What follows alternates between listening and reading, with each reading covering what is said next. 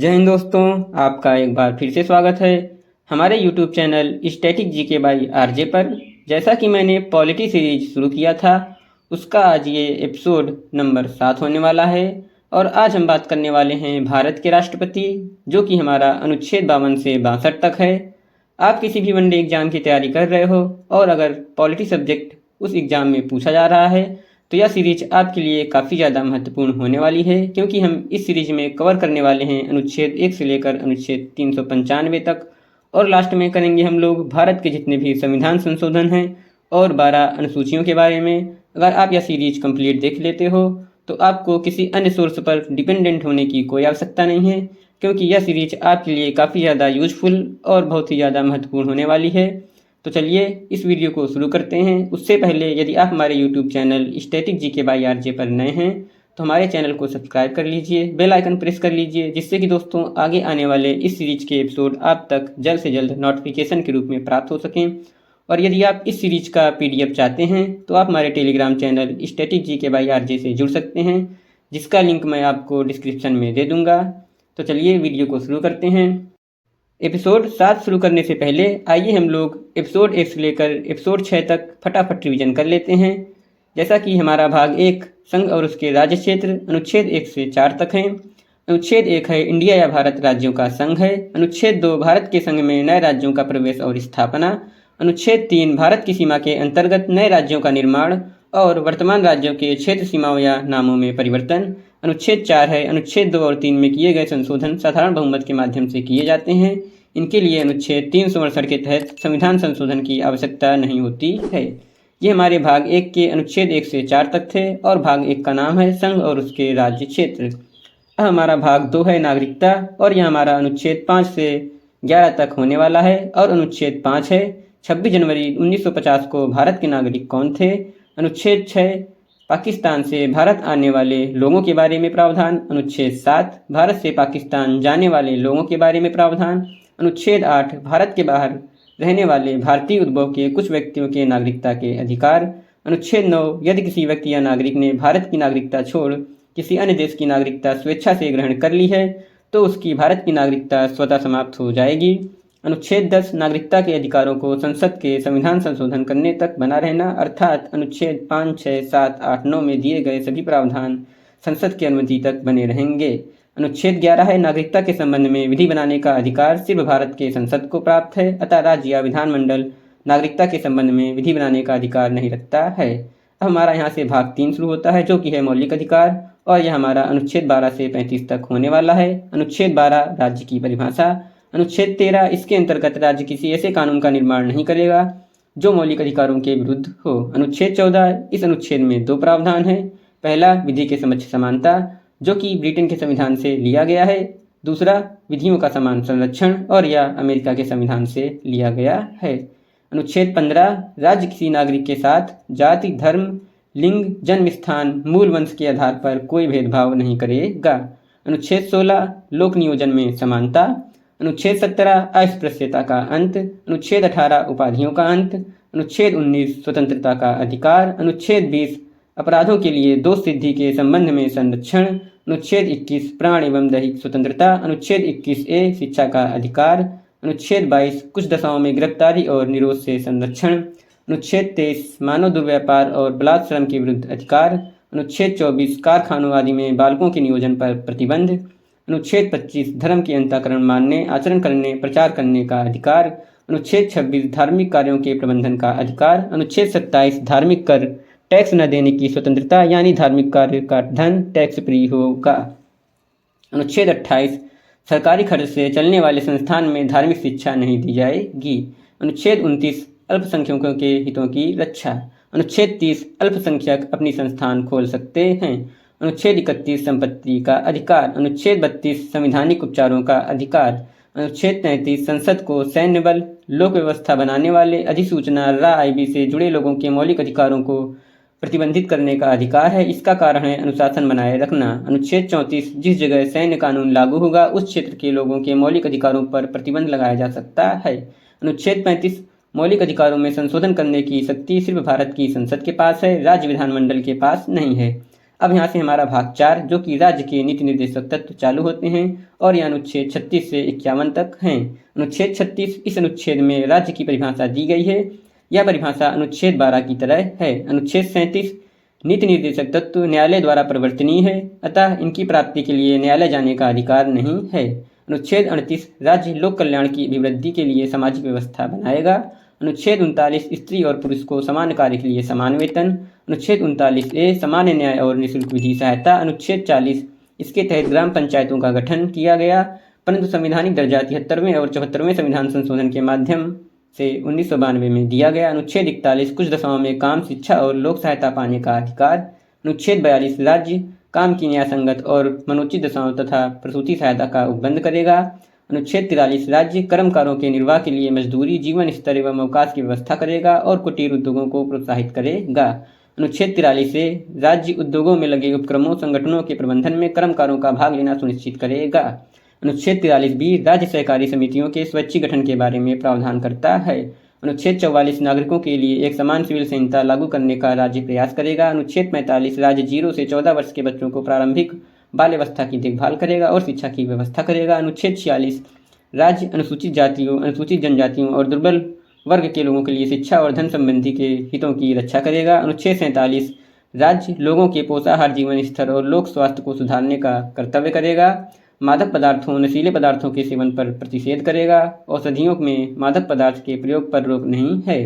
अनुच्छेद 48, कृषि और पशुपालन का संगठन, राज्य कृषि पशुपालन में आधुनिक वैज्ञानिक प्रणाली का प्रयोग करेगा। गाय, बछड़ा, दुधारू पशुओं की नस्लों का परीक्षण करेगा। गौवध को प्रतिषेध करेगा। अनुच्छेद 48 राज्य पर्यावरण संरक्षण व संवर्धन तथा वन्य जीवों की रक्षा करने का प्रयास करेगा। अनुच्छेद 49, राज्य राष्ट्रीय महत्व के स्मारकों, स्थानों, वस्तुओं का संरक्षण करेगा। अनुच्छेद 50, राज्य लोक सेवा में कार्यपालिका से न्यायपालिका का पृथक करने के लिए कदम उठाएगा। अनुच्छेद 51 जो कि हमारा भाग 4A मूल कर्तव्य के अंतर्गत आता है और यह 42वें संविधान संशोधन 1976 के माध्यम से भारत के संविधान में सरदार स्वर्ण सिंह समिति पर 10 मौलिक कर्तव्य जोड़े गए थे। 11वां मौलिक कर्तव्य 86वें संविधान संशोधन के माध्यम से वर्ष 2002 में जोड़ा गया। विश्व में जापान और भारत लोकतांत्रिक देश है जहां मौलिक कर्तव्यों का प्रावधान मिलता है और भारत में यह प्रावधान सोवियत संघ जो कि वर्तमान रूस देश से दिया गया है। चलिए आज की क्लास शुरू करते हैं। आज हमारा एपिसोड नंबर होने वाला है 7 और आज हम देखने वाले हैं भाग 5 संघ। यह हमारा अनुच्छेद 52 से लेकर 151 के अंतर्गत आता है। हमने संघ को 4 भागों में डिवाइड किया है, जिसमें से हमारा पहला भाग है कार्यपालिका। यह हमारा अनुच्छेद 52 से लेकर 78 तक आता है। दूसरा है हमारा विधायिका, यह हमारा अनुच्छेद 79 से 123 के बीच में है। तीसरा है न्यायपालिका, यह हमारा अनुच्छेद 124 से 147 के बीच रहने वाला है। वहीं चौथा है नियंत्रक महालेखा परीक्षक और यह अनुच्छेद 148 से 151 के बीच रहने वाला है। आइए अब देखते हैं संघ की कार्यपालिका। संघ की कार्यपालिका को 5 भागों में डिवाइड किया गया है, जिसमें से हमारा पहला भाग है राष्ट्रपति और यह हमारा अनुच्छेद 52 से 62 तक रहने वाला है। आज की क्लास में हम राष्ट्रपति के बारे में जानने वाले हैं।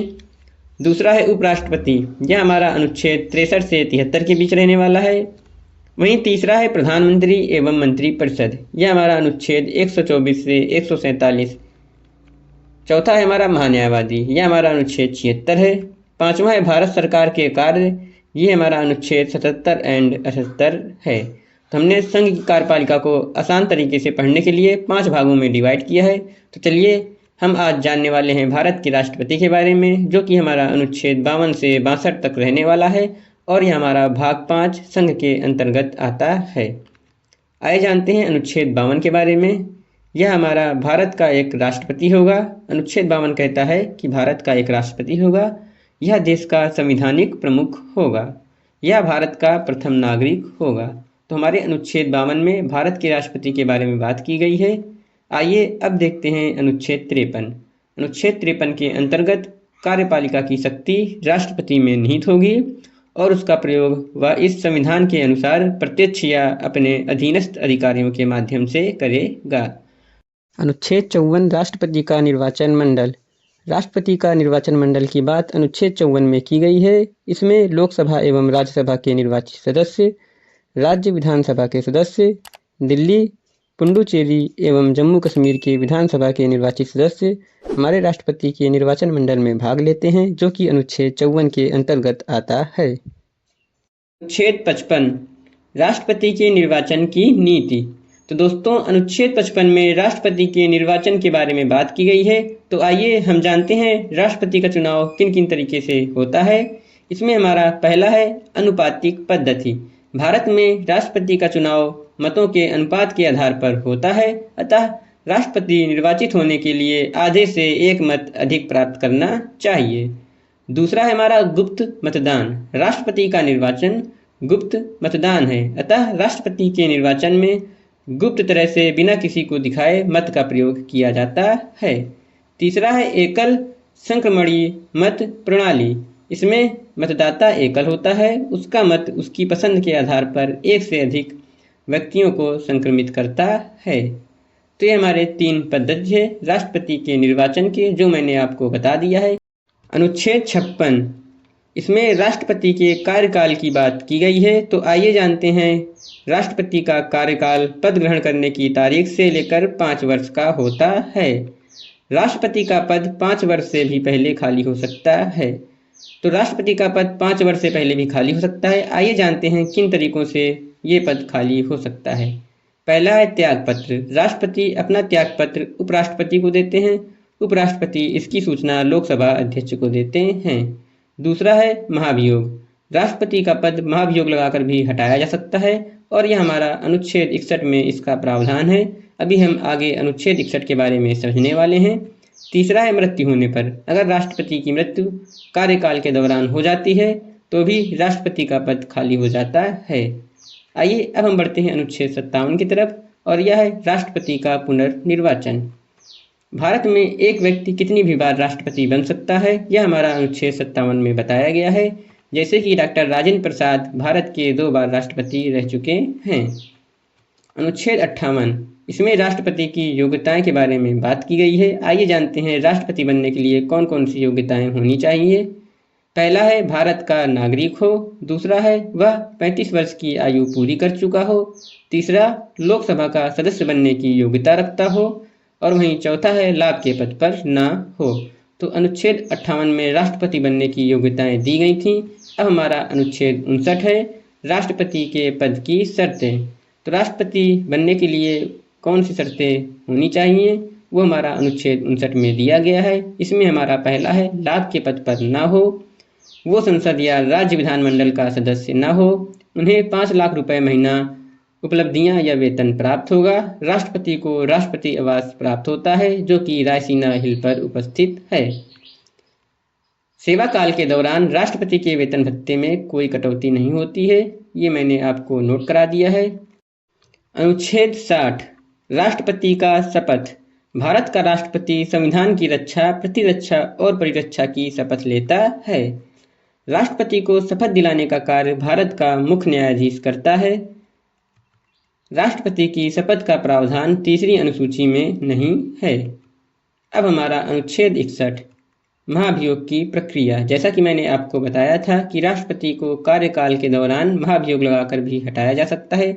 आइए जानते हैं महाभियोग की प्रक्रिया के बारे में। राष्ट्रपति के महाभियोग की प्रक्रिया संसद के किसी भी सदन में शुरू हो सकती है। प्रक्रिया शुरू करने के लिए 1/4 सदस्य प्रस्ताव लेकर आते हैं। प्रस्ताव पर चर्चा से 14 दिन पूर्व राष्ट्रपति को सूचना देनी होती है। राष्ट्रपति स्वयं या अपने प्रतिनिधि के माध्यम से अपना पद रख सकते हैं। सदन के 2/3 के कुल बहुमत, जिसमें हमारे निर्वाचित और मनोनीत दोनों प्रकार के सदस्य होते हैं, तो सदन के 2/3 के कुल बहुमत सदस्य से प्रस्ताव पारित करेगा। इसके बाद प्रक्रिया दूसरे सदन में चली जाती है। दूसरे सदन को जांच सदन कहते हैं, जिसमें संसद राष्ट्रपति पर महाभियोग की जांच करता है। दूसरा सदन यदि राष्ट्रपति को दोषी पाता है तो 2/3 कुल सदस्य संख्या के बहुमत से प्रस्ताव पारित करता है और राष्ट्रपति तुरंत हट जाते हैं। भारत में अब तक किसी भी राष्ट्रपति के खिलाफ महाभियोग की प्रक्रिया शुरू नहीं की गई है, और वहीं महाभियोग की प्रक्रिया को अमेरिका के संविधान से लिया गया है। ये हमारा अनुच्छेद 61 था। आइए अब हम जानते हैं अनुच्छेद 62 के बारे में। इसमें राष्ट्रपति का पद रिक्त होना। अनुच्छेद 62 में राष्ट्रपति का पद रिक्त होना बताया गया है। राष्ट्रपति के पद की अवधि समाप्ति के कारण उत्पन्न रिक्ति को भरने के लिए चुनाव पद की समाप्ति से पूर्व किया जाएगा। राष्ट्रपति की मृत्यु, त्यागपत्र या हटाए जाने या किसी अन्य कारण से उसके पद में हुई रिक्ति को भरने के लिए चुनाव रिक्ति होने की तारीख के पश्चात यथाशीघ्र और किसी भी दशा में 6 महीने से अधिक समय के भीतर नहीं होगा। एपिसोड 7 हमारा यहीं पर समाप्त होता है। यदि आपको हमारा वीडियो अच्छा लगा है तो वीडियो को लाइक कर दीजिए, चैनल को सब्सक्राइब कर दीजिए, जिससे कि आगे आने वाले पॉलिटी सीरीज के सारे एपिसोड आप तक जल्द से जल्द पहुंच सके। तो चलिए मिलते हैं हम लोग नेक्स्ट एपिसोड में। तब तक के लिए थैंक यू। जय हिंद।